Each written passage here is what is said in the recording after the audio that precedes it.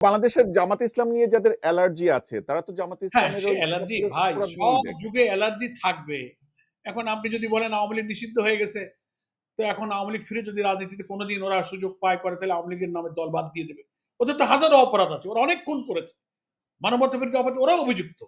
কারণ আপনি যদি বলেন যে তাহলে তোমরা নাম বদলায় ফেলো, বলতে আপনি পারবেন, কিন্তু যারা দলটা পরিচালনা করবেন, যারা দল চালায়, আমাদের তো একটা মজলিসে শুরা আছে, নীতি নির্ধারণের বডি আছে, ঠিক আছে, আমাদের পলিসি মেকিং বডিতে যদি কোনোদিন আলোচনা করে আমরা মনে করি যে না আমাদের দল একবার তো নাম কিছু পরিবর্তন করেছি, আমরা আরেকটু পরিবর্তন করতে হবে, দেন উইল ডিসাইড, সে সুযোগ তো থাকবে।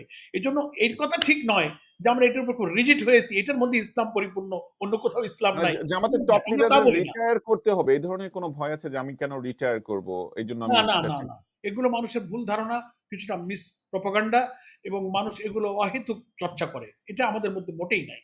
আমরা এই আচ্ছা নামের প্রতি এত মোহ আমাদের নেই। আকৃষ্ট আচ্ছা আছে, জামাত ইসলামী নামটা অর্থের দিক থেকে একটা ইসলামের দল, এটা অন্য কোনো নামেও যে করা যায় না তা না, এই নামের প্রতি আমাদের একটা আলাদা কোনো মোহ হয়ে গেছে তা না।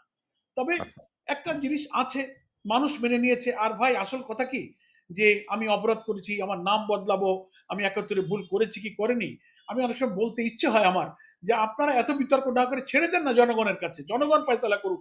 আমি যদি অপরাধী হই, আমি এমপি হইলাম, তা আমি যদি খুনি হই, দর্শনকারী হই, এত খারাপ হতো, লোকেরা আমাকে কেন ভোট দেবে? আপনি পাবলিকের কাছে ছেড়ে দেন, পাবলিক আমাকে নিষিদ্ধ করে দিই। আপনি পলিটিক্যাল ইন্টেনশনে আপনি আমাকে নিষিদ্ধ করতে চান কেন?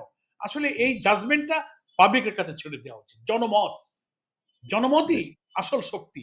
তো জনমত জি যদি দেখি আমরা যে জনমত আমাদেরকে অ্যাকসেপ্ট করে না, সে কারণ আমরাই অনুশীলন করব, তখন উইল ডিসাইড, আমরা সিদ্ধান্ত জি নেব। এই জন্য পাবলিকের কাছে চলে যাওয়াটাই হচ্ছে বেটার। জি ধন্যবাদ।